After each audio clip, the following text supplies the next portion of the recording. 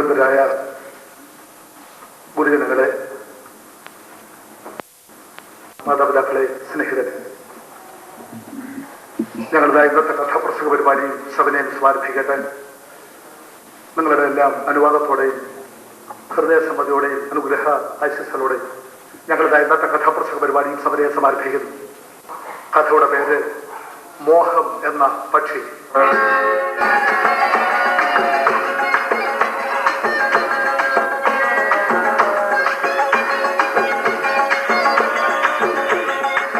വലിയ ആൾക്കൂട്ടങ്ങൾക്ക് മുന്നിൽ കുറെ കാലം മുൻപ് വരെ ഈ മനുഷ്യനുണ്ടായിരുന്നു.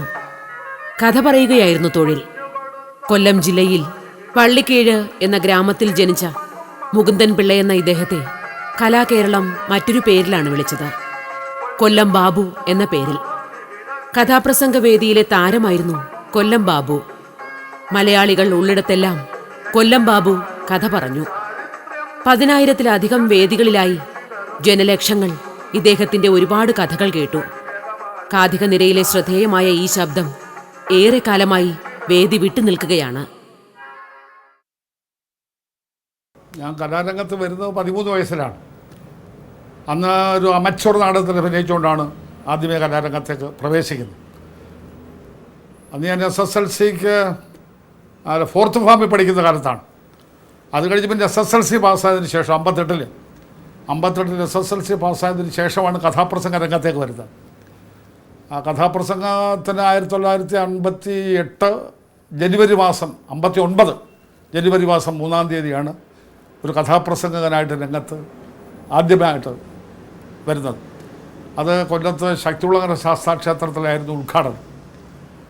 അന്ന് നിലവിലിരുന്ന കഥാപ്രസംഗക്കാരെ അപേക്ഷിച്ച് വ്യത്യസ്തരായിട്ടാണ് ഞാൻ രംഗത്ത് വരുന്നത്. ഞാനൊരു നോവൽ കഥാപ്രസംഗമാക്കിക്കൊണ്ടാണ് കഥാപ്രസംഗത്ത് വരുന്നത്. ആദ്യമായിട്ട് അങ്ങനെ ഒരു കാഥികൻ ഒരു നോവൽ കഥാപ്രസംഗമാക്കുന്നത് ഞാനായിരിക്കും എന്ന് തന്നെയാണ് എൻ്റെ വിശ്വാസം. അത് ചേരി എഴുതിയ നീലസാരി എന്ന നോവൽ, ആ നോവലാണ് ഞാൻ കഥാപ്രസംഗമാക്കുന്നത്. ഒരു 35 വർഷക്കാലം ദീർഘമായ ഒരു കാലഘട്ടം കഥ പറഞ്ഞു. അത് വിവിധ ഭാഷാ സാഹിത്യ ശാഖകളിൽ നിന്നുള്ള സാഹിത്യകൃതികളെടുത്താണ് കഥാപ്രസംഗത്തിൽ അവതരിപ്പിച്ചത്. ഖണ്ഡകാവ്യങ്ങൾ, ചെറുകഥകൾ, നോവലുകൾ, അത് കഴിഞ്ഞ് ആംഗലേയ സാഹിത്യ കഥകൾ ഒക്കെ കഥാപ്രസംഗമായിട്ട് രംഗത്ത് അവതരിപ്പിച്ചിട്ടുണ്ട്. ബംഗാളി സാഹിത്യം തന്നെ, ബംഗാളി സാഹിത്യത്തിൽ നിന്നൊരു കഥ ആദ്യമായിട്ട് എടുക്കുന്നത് ഞാനാണെന്നാണ് എൻ്റെ വിശ്വാസം.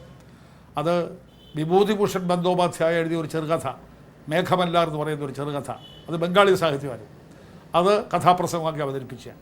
അതിനുശേഷമാണ് ബംഗാളി സാഹിത്യം ഇവിടെ കഥാപ്രസംഗക്കാരൊക്കെ അവതരിപ്പിച്ചു തുടങ്ങിയത്. കഥാപ്രസംഗ രംഗത്തേക്ക് യാദൃശ്ചികമായി വന്നുപെട്ടതാണ് കൊല്ലം ബാബു. അതും തീരെ ചെറുപ്രായത്തിൽ. വളരെ അടുത്തു പരിചയമുള്ള ഒരു കാഥികനാൽ അപമാനിക്കപ്പെട്ടിടത്താണ് കൊല്ലം ബാബുവിന്റെ കഥ തുടങ്ങുന്നത്.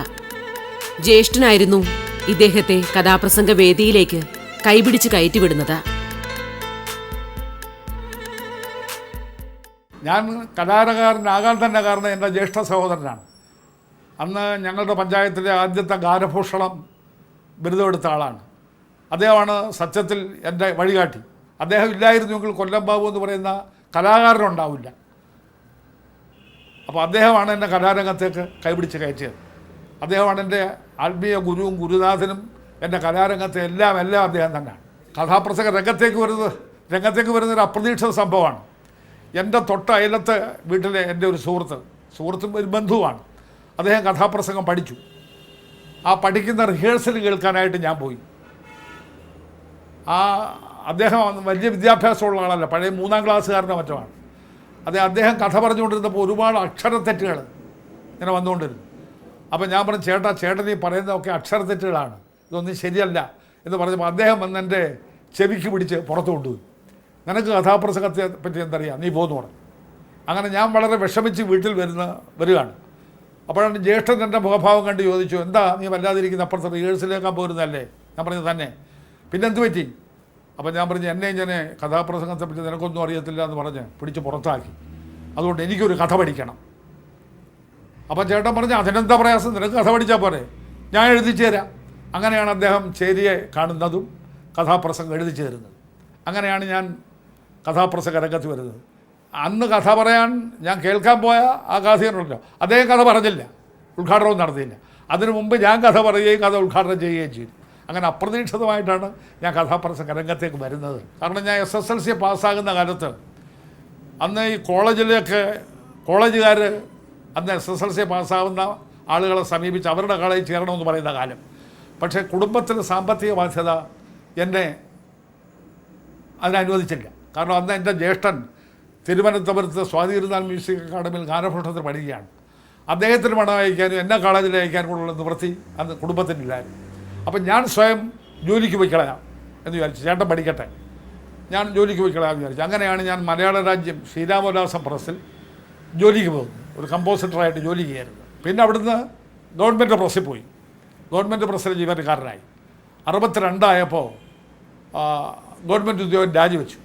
കാരണം കഥാപ്രസംഗ രംഗം എസ്റ്റാബ്ലിഷ് ചെയ്തെടുക്കാം, ആ രംഗത്ത് എനിക്ക് ശോഭിക്കാൻ കഴിയും എന്നുള്ള ആത്മവിശ്വാസം വന്നപ്പോൾ ഞാൻ ഗവൺമെൻറ് ഉദ്യോഗം രാജിവെച്ചിട്ട് കഥാപ്രസംഗ രംഗത്ത് തന്നെ ഉറച്ചു.